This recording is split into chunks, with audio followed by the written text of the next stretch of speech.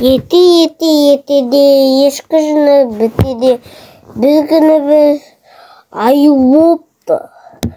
Сол аю аван үйіндегі балды жеп отырады.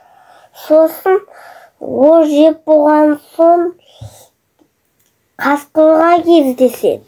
Сол қасқыр айтады: «Ей, аю, сен неге менсіз күнде тамақтанып тойып аласың? Қайда тойып алады екенсің? Соны айтшы» дейді.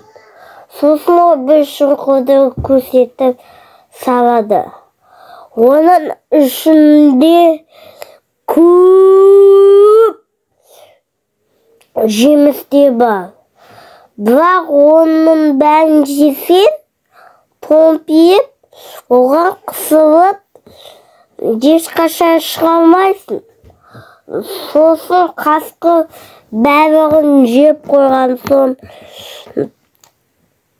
ол қасқыр айтады: «Мен қалай шығамын?» дейді. Сосын «Мен сені шығармаймын» деп кетіп қалады. Сосын аю өзінің досына кездесіп, үйінде отырады. Ертегі бітті.